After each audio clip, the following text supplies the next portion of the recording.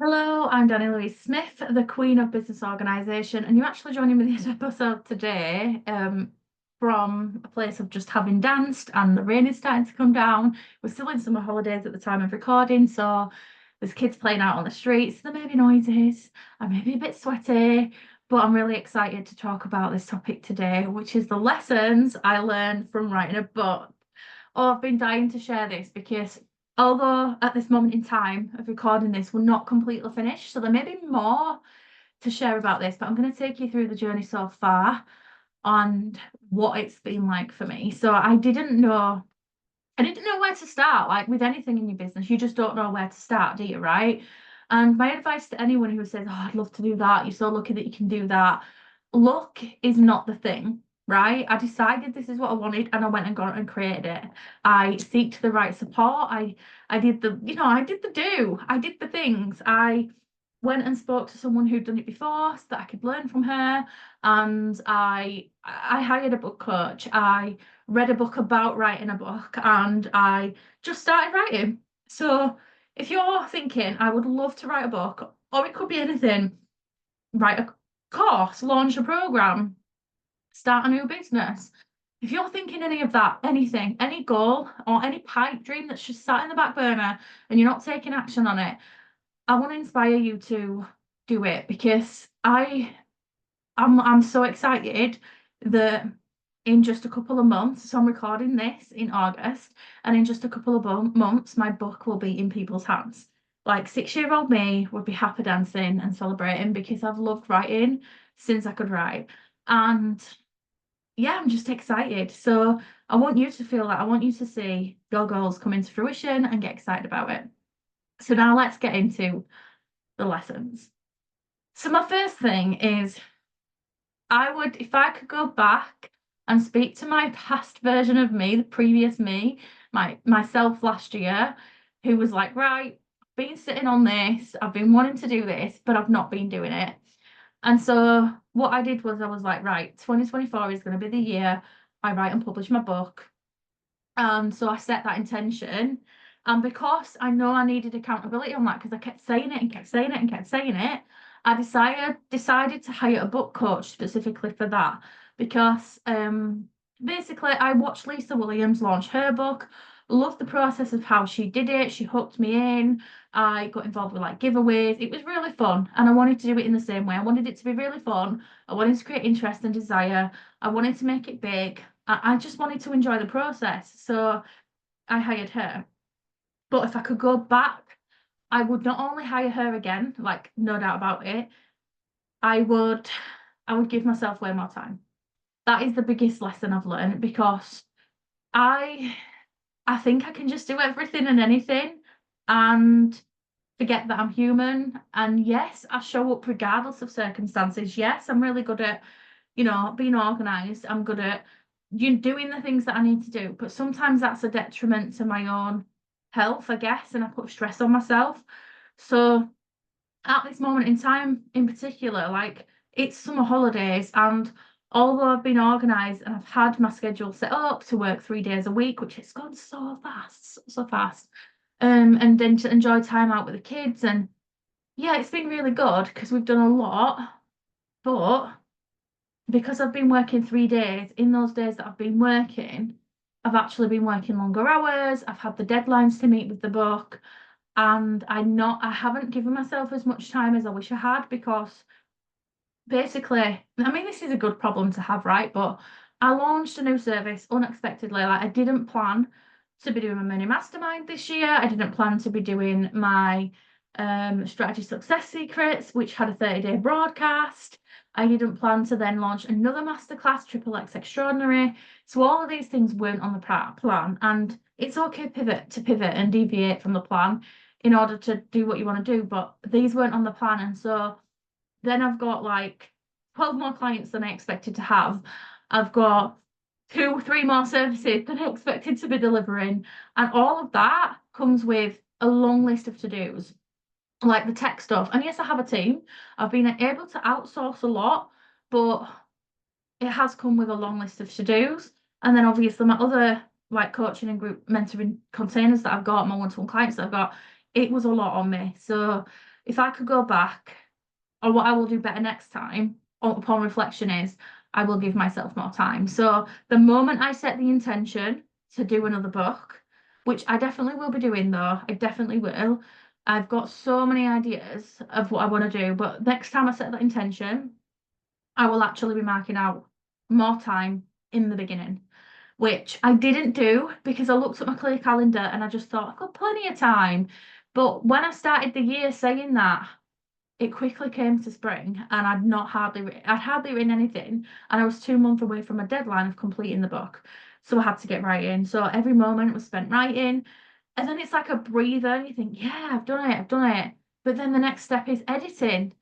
And then you do that and it's like, yeah, I've done it. And then you send it off and then it comes back and then it's more editing. And it was like every time I moved one step forward, I was going one step back. And I got through it, but I would absolutely give myself more time next time. And that's what I definitely plan to do. So as soon as I set that intention, be my organized self, I will literally sit and go through my diary and I'll probably do a day a week just for writing. The only challenge with that is you can plan in the time to do your writing, but then in that moment you may not feel like writing, which is exactly what happened because I was pushing myself to do it. It was a rebel in me that was like, no, you're not gonna write today. No, I don't feel like writing today. So what I would also do to counteract that next time is I would make sure that I spend some time reading before I started writing. Because if I pick up a personal development book or even a novel or something that I enjoy and I get to read for pleasure, it always inspires me to create and inspires me to write. And it doesn't even have to be reading, it could be something like colouring or sewing or crochet, because when I do those creative things, it gives me ideas and it gives me inspiration. So if I mark out the time first and then do that, if I'm not feeling inspired to write, the ideas will flow. So I've got to put myself in flow to get flow back when it comes to creative writing. So that's what I do differently next time and give myself way more time. Second thing I wanted to talk about around this is actually paying for accountability. It is so worth paying for accountability. So I I knew I could do it on my own, like no doubt about it, because I'm not stupid. I have learned a lot on my own in business, but I've also learned a lot with people, and I when I'm doing a business project, I love to connect with people and share my progress. But after recognizing last year that, I wanted to do my book and it was on my vision board that I never did it, it was worth paying for the accountability to make sure I did it, because I'm not the type of person who will sign up for something and not show up. I just don't, because it's the people pleaser in me. Like, I don't want to let the other person down, but also I show up for myself in that. So sometimes I know that people sign up for a group program or they work with a coach. Like, I know this because I've had clients that do this for accountability, but then don't show up for that accountability, or they do showing up having not done the work. But I know that I'm not that type of person. So looking back, I'm grateful for my past self who did invest in paying for that accountability. And what that looked like on this journey was we initially had like an hour and we talked through what the idea was going to be, like my book ideas, because I've got many of them, and what one I'm going to start with first. And we came up like with what I needed to do in order to start writing. And I then went, and the process was literally I went and learn how to write a book for your business. So I went and read a book about writing a book, and then it went from there. I did my plan, decided every step of the way what I was going to be talking about, mapped out what my book was going to look like what I wanted to involve. And then we had regular calls for accountability. So like every time I would set a goal of where I wanted to be the next time we met. So we started in November 2023. I think the first call we had after that was March. So by that point, I started writing and I set the goal to finish the book by May 2024, which I did, sort of. I think I was like a chapter away at that time, but I'd kind of felt that in some areas I was really inspired, some areas I wasn't, and I could see that when I went back through it and edited. So I expanded on it. And then I set the goal to complete the edit by the start of August, which was when it started getting overwhelming for me because we obviously were in summer holidays. I was working less. I had all these business projects going on, and I actually decided to sign up and write a chapter for another book, which is fine. I've actually done that and managed that quite well ahead of the schedule. But I just take on all the things, and then that made me overwhelmed. But then coming into September, I knew we were booking a family holiday. I knew that I was going to a spa business retreat. I knew that I had a one-to-one client in person day, my birthday, my son's birthday, my nephew's big 18th birthday bash. So all these things taking time out of September, meaning it was a manic month for me. And so I was thinking, how am I going to navigate this? Like, what am I going to do? And so I started feeling overwhelmed, like I wasn't going to meet the deadline. But I did it. I did do it. The first deadline was actually quite all right. It was quite easy getting the completed edit to the editor and proofreader. It was then her that got that back so fast because she was going on holiday that I started getting overwhelmed. So basically, um, I had 2 weeks to completely edit the book. And when I read the notes, I was like, oh my God, I'm going to have to change a lot. And I was I felt in over my head. But actually, when I looked at the book and when I sat going through it, there weren't a lot of changes to make. It was moving some sections in some chapters. I did actually rewrite my whole introduction. I rearranged it and rewrote it. But other than that, there were no big edits. And so that made me feel a bit better. And I managed to do it a week ahead of schedule because the biggest overwhelming thing for me was that the editor and proofreader was away on holiday, but so I couldn't reach out because at first the tech was just not playing ball as usual. Like it just wasn't working. And then I figured that out with the help of my book coach. And then when she came back off her holiday, I was gone. I was on holiday. So I wouldn't be I'm not taking my laptop. So I knew that I couldn't navigate doing that. So it was like really overwhelming. So I was like, how am I going to do this in 2 weeks? When I had clients, when I had activities booked with the kids. So what I did actually do was I just spent every moment I could writing. So I love getting up early anyway. I'd get up and spend it writing. I would spend all day doing client stuff, business work, and at the end of the day, dive back into my writing. But then, yeah, it was like I was going non-stop, and I don't like that. I want to work in a way that feels aligned with me. So next time, I don't want to have to be forced to do that. And the worst thing for me was that I've been trying to work on my health, and so I then parked that. I stopped, which is a shame because I was actually really enjoying it, getting results from it.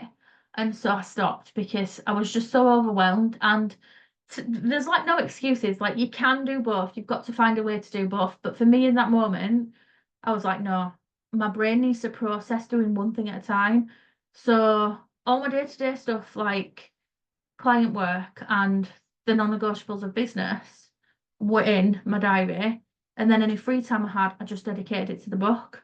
So my health wasn't even a second thought. But I did it whilst knowing that I could come back to that as a priority. And that once my head was out of the storm, so to speak, and the clouds cleared, I was going to then set the intention to work on both and have the balance of both. And I actually reached out support with for reach out to get support with this. I attended a networking event where I was pulled out and put on the hot seat, which meant that I got coached and mentored in front of everybody, which is not, it wasn't for me as nerve-wracking as it possibly sounds because I've done this before. I've been in masterminds, I host masterminds, and I know the power in being open, being honest, and bearing all. And I got some amazing results from that. I came away, that's where the idea of the Triple X Masterclass came in. And so then I was able to I meant delivering that in September. At the time of this podcast going right out, like it will have already happened. But I I did that and I felt so much better after that and I got the support. So one of the biggest things that was said to me was that you're just going through it. Like this is part of it. Like you've just not discovered the balance yet because it was kind of bittersweet because in that moment, sat in that room, I was talking about how, and I got quite emotional actually, because on the board, they wrote a question, and the question was, what are you most excited about in your business next week? And for me, at that moment in time, I was looking at next week, only working 2 days, because we were going out and celebrating our wedding anniversary. taking the kids for a fun day out and a meal out. I can't even remember. We were doing some amazing things. Like there was something every day we were doing. So I think it was like I only worked 1.5 days that week, and it was so fun. And when I realized that I'd achieved this goal of having and leading a balanced business and life. And I felt quite emotional because this is what I'm teaching other people to do, and I've achieved it. And I felt so proud of that. But then on the other hand, I was really overwhelmed about the fact that I was letting my health down. I had the book to do and I had these deadlines to meet, and it was kind of taking over my mind. But when we were at that networking event, the coach said to me, "You've been navigating through it. You've just got to find the balance of this. It's new." And she's so right, because going back to when I started my business, like I was so unorganized. My life was chaotic. Like for those of you that have followed my podcast, or like if you're new to me, I've got 3 children and a dog. I've got a husband, and that's probably just enough for anyone. But one of my children is Sen, so he's going through autism diagnosis. My husband's going through autism and ADHD diagnosis, but he already has 6 diagnosed conditions that affect his physical health and mental health and learning and all that stuff. And then I've been living with like daily pain as well, and like trying to protect my heart in all honesty, because if I don't look after my health now, then I will have heart failure in 20 years' time. And I know this. I know this because of family history. I know this because I know that my diet and lack of exercise is affecting me and impacting me. And I guess impacting me mentally as well. And yeah, so I know that. I'm aware of that. But then I've got 2 children that are not diagnosed with anything, but the children are hard to navigate. They're a challenge. So I've got one who's quite angry and anxious at the minute, and we're dealing with that. He's about to go to high school next year. And then the other one who's just a 5-year-old whirlwind, like little Tasmanian devil, who's just got this no fucks given attitude, which makes it quite hard. I'm laughing, but it is challenging. It is really challenging navigating all of this, like the day-to-day things that happen as a result of these circumstances that our life that we've got that we're dealing with. And like to create balance amongst all that, like I've achieved that. And it's something that I couldn't do before. Like I was navigating creating the balance and the setbacks as you do that. So it's just the same. Finding the balance of working on my health, writing a book, and managing business, it's just the same. And I recognize that now. So going back to the book, it has meant that I've stepped back a little bit from things that I really, really want to work on. Like one of my goals was to lose 2 stone by my birthday. My birthday is now just over a week away. Oh no, 2 weeks away actually. 2 weeks specifically at the point of recording this podcast, which makes the podcast 2 years old, by the way, by the time you're listening to this in October. And so yeah, it's a shame that I've not achieved that goal, because I like to get what I want, but I've got this desire in me to make it happen anyway. So if you're in my world, watch this space, because you'll see me go navigating this. And actually, I want to lead by example with this. I want to prove to the world that we can navigate these challenges and create balance. So if you follow me on Instagram, then you'll probably see me talking about it on my stories. But if you don't follow me on Instagram, I want you to come and check me out and follow my stories, because I normally share stuff like that, like there. And if I can navigate finding balance between business and life and my working on my health, then I truly believe that you can find the balance and make the things you want to make happen and succeed. And there's nobody on this planet that can't do that. Like, surely. You've just got to say yes. You've just got to be determined. You've just got to find your inner resilience and show up and do it. So I want to kind of be proof in the pudding and navigate through that publicly, which is scary. It's scary.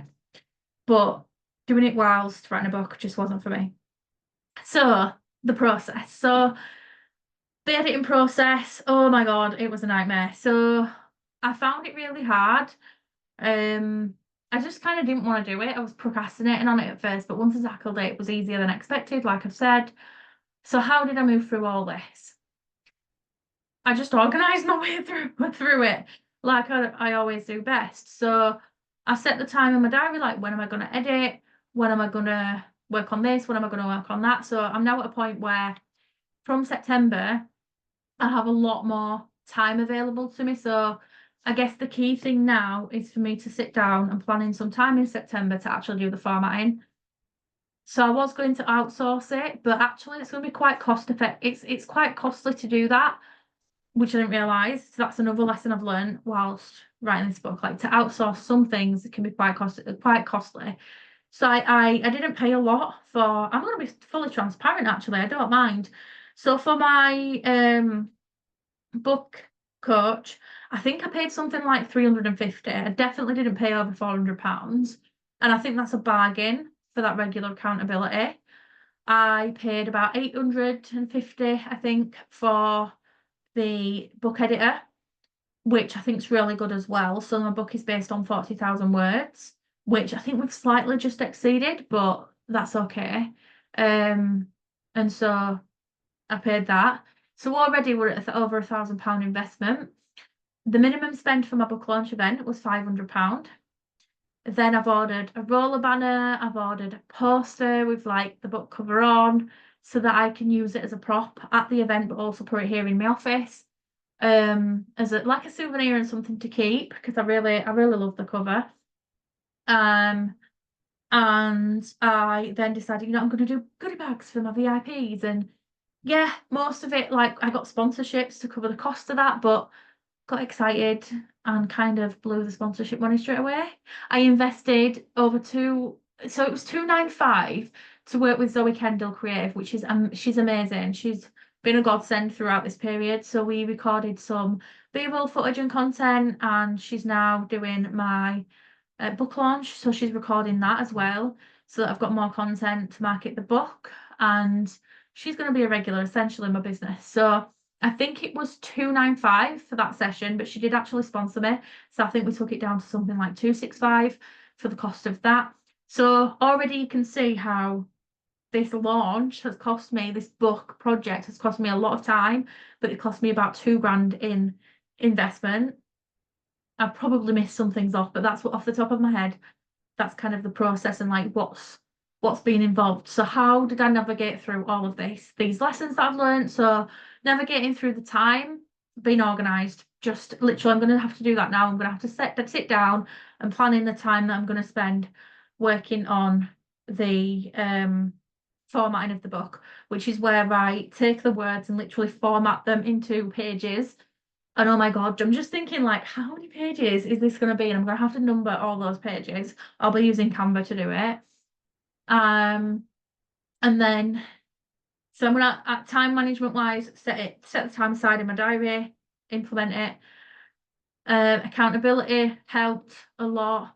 So I moved through it with accountability. Editing process, I just prioritized it, let go of what I just felt I couldn't focus on, which was my health. How did I deal with the overwhelm? I spoke about it to my husband, to my friends, to my family. Got coach and support on it around it as well. And then the big thing was that like this book, because it was such a big investment, I knew that I needed to do something to make sure that I was, because the thing is, this book is probably, I don't know the price yet because I've not formatted it, probably going to be less than £15, right? So I need to sell a lot of copies to make the money back, to make the investment back. So being strategic when you do as how you do anything is how, and what's it that Mandy says? Mandy Nicholson says, how you do anything is how you do everything. I think that's how she says it, and she's so right. So I do everything strategically, and so I needed to be strategic with the book. So I've moved through it with getting support on the strategy behind the launch as well. So I talked through it with my book coach, talked through it with my business coach because they had different perspectives. Because my book coach is not a business mentor and coach. Yes, she has big business knowledge and skills, but she's not a business mentor. So then I got some support with the ideas for content and marketing from her. I actually took all of that and sent it to my VA, so it gave me more time back because my tech VA is amazing and she does amazing branding. So I thought I'd outsource that to her because I fully trust that she will bring my vision to life. And then I spoke to my business mentor who helped me create a strategy for the rest of 2024 surrounding the book and based on the services that I was excited about delivering and that I wanted to deliver. So you're listening to this in October, which means my business is about to take a massive pivot, which I've not actually fully navigated at the time of recording, but I will have done by the time this episode goes out. which means that my business is going to be doing a lot of one-to-one in person. No, not a lot of one-to-one, a lot of in-person work. But at this moment in time, one-to-one is available for you to come and work with me, whether that's in person or online. And I'm so excited about it.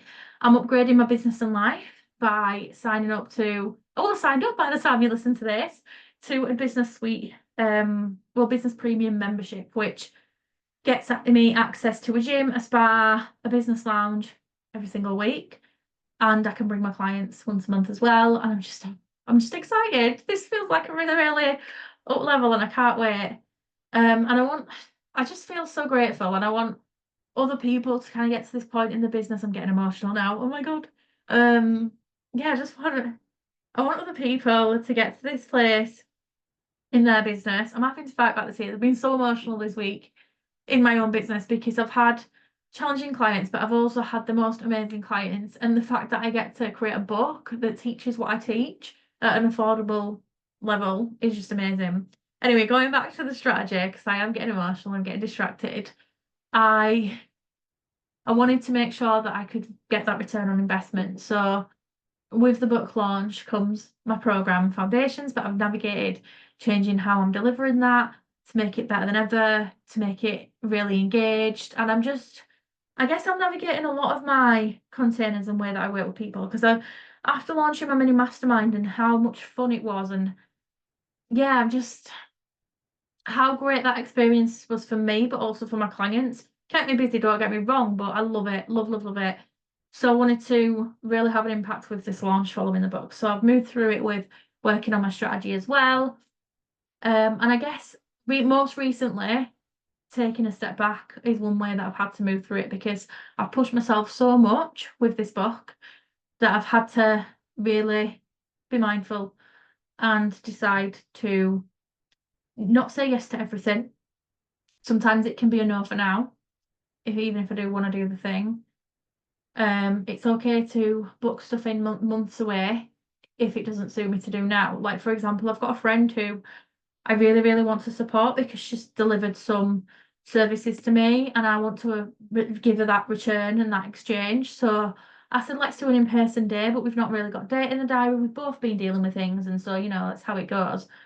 So I messaged her, got the date booked in, and then, but I've kind of held that boundary of protecting my own energy, and I've put it down for like end of September so that I had the time to do the things that I needed to do for the book, to celebrate my 31st birthday, to do other things that were on my goal board. And this month, this moment in time of recording this, like I've got my goals beside me, and I've ticked off most of them, which is insane. There is 3, 6, 9, 18 goals.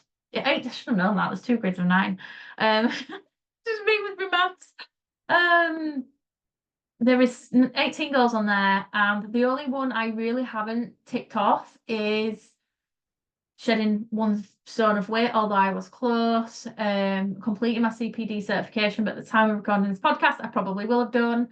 Well, the time it goes out live. One of them is like a business plan, but I'm actually purposely holding that off until the end of October because I want to speak to one of my business coaches around that. And I haven't read 5 books yet, but hopefully by October I will have. So yeah, and there's still time because time of recording this podcast, it's 27th of August. There is still time, so I could tick those things off. So I've moved through it by realizing I needed to take a step back as well to give myself. So yeah, all in all, the biggest lessons I've learned from writing a book is give yourself way more time than you need. I guess that's a given with anything you do in your business. It's worth paying for accountability. Again, a given with anything you do in your business. The edit processes were overwhelming. I know not now, but next time I'll probably do a better structure and plan before I start writing to make it a little bit easier in terms of sharing my story and giving value. And I've moved through it by learning that I need to take a step back in order to move forward and be in flow more. So I hope that me sharing this journey with you has taught you areas in your own business and life that you need to look at. Realize that no matter what level you get in business, whether you're earning 6 figures, 5 figures, 4 figures, or £100 a month, like we all go through the same shit. So don't ever forget that, because you are not alone. Um, so yeah, those are the lessons I've learned, and I hope you've enjoyed this episode. I'll see you in the next one.